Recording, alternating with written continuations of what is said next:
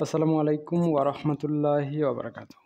আজকে আমরা management department 3rd ইয়ারের জন্য কার্য ব্যবস্থাপনা যে সাবজেক্টটা রয়েছে, এই সাবজেক্টের অধ্যায়ভিত্তিক সাজেশন দেব যে কোন অধ্যায়গুলো আপনাদের জন্য খুবই গুরুত্বপূর্ণ এবং কোন অধ্যায়গুলো পড়লেই পাস হয়ে যাবে, সম্পূর্ণ বইটা পড়ার কোনো প্রয়োজন নেই।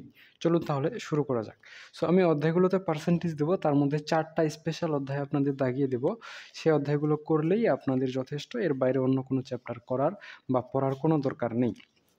4টা চ্যাপ্টার পড়লেই যথেষ্ট। আমি এখানে পার্সেন্টেজ দেব যে কোন চ্যাপ্টারের গুরুত্ব কতটুকু এবং কোন চ্যাপ্টারটা পড়তেই হবে। যেমন ১ম অধ্যায় কার্য ব্যবস্থাপনা পরিচিতি, এটাকে 100% দেওয়া যায়। অর্থাৎ এই অধ্যায়টা যারা শুধু পাস করতে চান, যারা ফার্স্ট ক্লাস পেতে চান, যারা এ প্লাস পেতে চান, সকল ক্যাটাগরির শিক্ষার্থীদের জন্য প্রযোজ্য। এটা খুবই গুরুত্বপূর্ণ চ্যাপ্টার।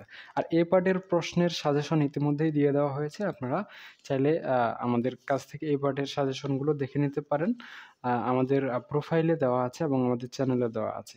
আর আপনাদের বিজনেস স্ট্যাটিস্টিক্স, ম্যানেজমেন্ট অ্যাকাউন্টিং আর ট্যাক্সেশন ইন বাংলাদেশ, এই সাবজেক্টগুলো মাত্র 7 দিন পরেই 5 নাম্বার তুলতে আমাদের স্পেশাল শর্ট কোর্স রয়েছে। আপনি চাইলে যুক্ত হতে পারেন।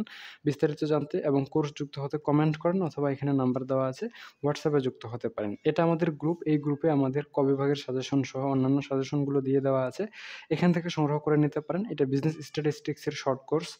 চাইলে এই কোর্সে যুক্ত হতে পারেন। এই কোর্সে ইতিমধ্যে 232 জন শিক্ষার্থী রয়েছে। এটা ম্যানেজমেন্ট অ্যাকাউন্টিংয়ের শর্ট কোর্স, 198 জন শিক্ষার্থী রয়েছে। চাইলে আপনারাও যুক্ত হতে পারেন মাত্র 7 দিনে গুছিয়ে প্রস্তুতি নিতে। এটা ট্যাক্সেশন ইন বাংলাদেশের শর্ট কোর্স, চাইলে এই কোর্সেও যুক্ত হতে পারেন। এটা আমাদের পিডিএফ সাজেশনের গ্রুপ। এখানে সকল পিডিএফ সাজেশনগুলো পেয়ে যাবেন এবং এটা ফ্রি লাইভ ক্লাসের গ্রুপ এবং এটা আমাদের চ্যানেল। চাইলে আপনারা আমাদের চ্যানেলে যুক্ত হয়ে থাকতে পারেন। চলুন তাহলে শুরু করা যাক পরবর্তী সাজেশন। এরপরে আসে দ্বিতীয় অধ্যায়।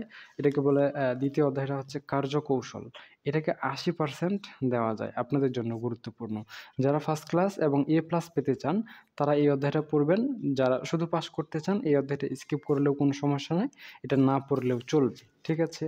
এরপরে আসে তৃতীয় অধ্যায়, পণ্য ডিজাইন ও প্রক্রিয়া নির্বাচন। এই অধ্যায়টা খুবই গুরুত্বপূর্ণ। এটা 100% দেওয়া যায়, আপনাদের জন্য গুরুত্বপূর্ণ। যারা শুধু পাস করতে চায়, যারা ফার্স্ট ক্লাস পেতে চায় এবং যারা এ প্লাস পেতে চায়, সকল ক্যাটাগরির শিক্ষার্থীরা এই অধ্যায়টা পড়ে নেবে।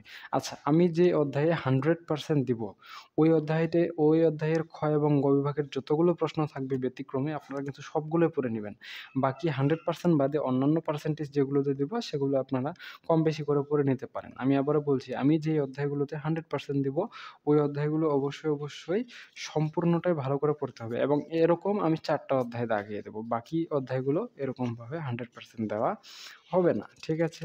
তাহলে তৃতীয় অধ্যায় গেল। এরপরে আসে চতুর্থ অধ্যায়, উৎপাদন ক্ষমতা, অবস্থান ও বিন্যাস।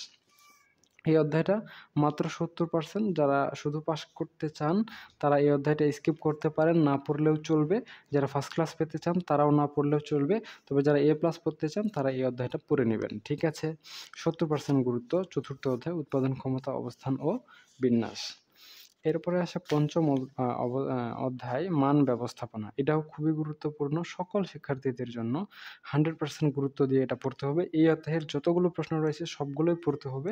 যারা শুধু পাস করতে চান, যারা ফার্স্ট ক্লাস পেতে চান, যারা এ প্লাস পেতে চান, সকল শিক্ষার্থীদের জন্যই এই অধ্যায়ের সবগুলো প্রশ্নই ভালো করে গুরুত্ব দিয়ে পড়তে হবে, কারণ এই অধ্যায়ের গুরুত্ব খুবই বেশি। এরপরে আসে মজুদ পদ্ধতি। এটাকে মাত্র 60% গুরুত্ব দেওয়া যায়। যারা শুধু পাস করতে চান এই অধ্যায়টা স্কিপ করতে পারেন, যারা ফার্স্ট ক্লাস পেতে চান এই অধ্যায়টা স্কিপ করতে পারেন এবং যারা এ প্লাস পেতে চান তারা এই অধ্যায়টা পড়তে পারেন। ঠিক আছে? এরপরে চলে আসে আমাদের ৭ম অধ্যায়, জব ডিজাইন বা কার্য নকশা। এই অধ্যায়টা মাত্র 50% গুরুত্ব। যারা শুধু পাস করতে চান এই অধ্যায়টা স্কিপ করলেও চলবে, যারা ফার্স্ট ক্লাস পেতে চান এই অধ্যায়টা স্কিপ করলেও চলবে এবং যারা এ প্লাস পেতে চান তারাও এই অধ্যায়টা স্কিপ করলেও চলবে, কারণ এটা আপনাদের জন্য অত গুরুত্বপূর্ণ নয়। যদি চান তাহলে এক্সট্রাভাবে পড়ে নিতে পারেন, এটা আপনার পছন্দের উপর ডিপেন্ড করবে। এরপরে আছে ৮ম অধ্যায়, পরিচালন সিদ্ধান্তসমূহ। এই অধ্যায়টাকে 100% গুরুত্ব দিয়ে পড়তে হবে। যারা শুধু পাস করতে চান, যারা ফার্স্ট ক্লাস পেতে চান এবং যারা এ প্লাস পেতে চান, সকলের জন্য এই অধ্যায়টা সবগুলো প্রশ্নই ভালো করে গুরুত্ব সহকারে পড়া খুবই বাধ্যতামূলক, কারণ এই অধ্যায়ের ইম্পর্টেন্স আপনাদের কাছে অনেক বেশি। তো মোটামুটি এটাই হচ্ছে আপনাদের বাজারজাতকরণের সাজেশন অধ্যায়ভিত্তিক। এই যে অধ্যায়গুলো দাগিয়ে দিলাম এগুলো ভালো করে পড়ে নেবেন। এটা আমাদের চ্যানেল, চাইলে সাবস্ক্রাইব করে রাখতে পারেন। এটা আমাদের ফ্রি গ্রুপ, এটাও আমাদের সাজেশন গ্রুপ, এই গ্রুপগুলোতে যুক্ত হতে পারেন।